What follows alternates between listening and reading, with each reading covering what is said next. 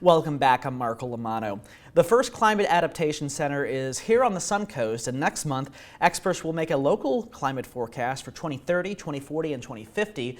The goal is to make this a prototype for regional climate forecasts for all parts of the U.S. and to make climate change more local. I talked with the CAC's founder, Bob Bunting, on the main issues he sees affecting much of the state, including some you may not actually associate with climate change.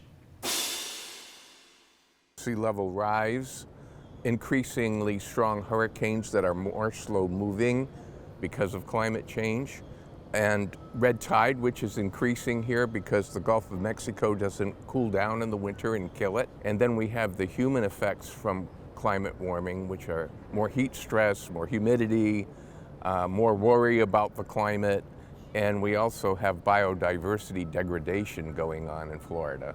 So it's a full hand, if you will, of climate disruptions that we're facing more and more, and as time goes on, it will increase.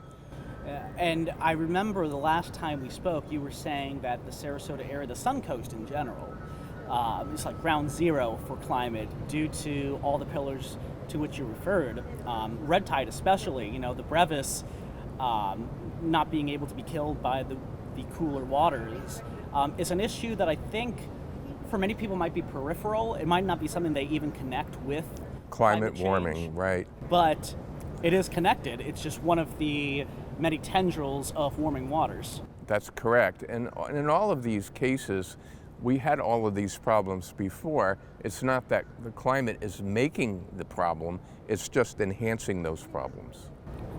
So what can we look forward to then moving forward with the Adaptation Center and your plans for the fall? We're quite excited because on November 19th at the University of South Florida at the Selby Auditorium, we'll be having our second climate conference. And this one is really going to be dedicated to forecasting the climate in 2030, 2040, and 2050. We're looking at an area from Tampa to Orlando and then south to Key West, and that's the area we're forecasting for. And the thing is that, you know, 30 years ago, when I was a director at NCAR in Boulder, Colorado, the National Center for Atmospheric Research, we made the first ever climate models to forecast global climate. And those models predicted the warming and the disruptions that we're having now. So weather and climate have come together with a 30-year lag, if you will. So now we feel like we have the technology and the science to actually make the first ever climate weather forecast. Not only just for this area, but it's never been done before. And we think it's going to be a prototype for what happens in the future everywhere. And I feel that it's probably one of the things that has been more difficult because for many years, meteorologists in general, I mean, putting aside climatologists for just a moment, meteorologists in general would always have to say, you know, this system or this hurricane or this event, we can't really connect that individual event to climate change. But more and more I'm hearing connections. What do you think has changed? And maybe what you just answered is part of the answer, but what do you think has changed where we're connecting individual events more to the broader topic of climate change? Because it's been a very difficult thing to do in the past. I think that is such a good question, and it's going to be one of the things we highlight in the conference. Basically, we have increased computer power so much that we're able to run these climate models, and how we run them now is we run them without the CO2 and greenhouse gases, and we, just like it was always the same as it was in 1875 when the Industrial Revolution occurred and started putting all the carbon in the atmosphere around the world. And we can run that climate scenario into the future as far as we want. Then we put back the signal of mankind from the CO2 and greenhouse gases, and we run those models again, and they predict the individual level of storms or floods accurately. So where they didn't happen in a non-climate induced world from CO2, we didn't get those kinds of disruptions, but with the CO2 in the system and the models, we do. I think the key thing that people need to know is in 1990, the climate was warming at half the rate it is today. So we have double the rate of climate warming. And just think of the heat building up in the atmosphere has to be redistributed. And it's redistributed through these severe weather events that move the energy around and equalize everything.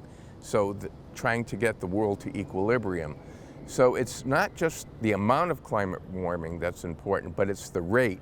And the rate has doubled, and that's why we're seeing so many impacts. I think a lot of times when people hear climate news, it's always negative because there are long-lasting impacts. What would you say that you've seen? Because having spoken to you enough, you're pretty jovial, despite the fact that you're in, you're researching some really serious stuff. What are some things that make you optimistic? Why I'm optimistic is because I believe that making climate local to where we know it's in our backyard makes it more personal to us. And I believe the way we should be working on a global problem is not from the top down, not from the government telling us what we have to do, but more from the bottom up. What can our communities do to learn about climate warming? What kinds of plans can we make to mitigate the worst impacts? Because we have that choice, and mankind, unlike other species, has free choice, and I believe we'll take the right actions as long as we feel like it's going to benefit us. We care about our grandkids, but let me tell you something, people care about themselves, and they always thought that climate warming was going to be for the next generation, but what we found out is it's here right now. And real quick, are there some things that some development? Here's what you need to know if you would like to attend. The Florida Climate Forecast Conference will take place at the USF Sarasota-Manatee campus in Selby Auditorium. Mark your calendars for Friday, November 19th. Breakfast kicks off at 8 in the morning, lunch at 12, and panels and discussions going until 5 in the afternoon. You can purchase tickets for $65 on the center's website, theclimateadaptationcenter.org.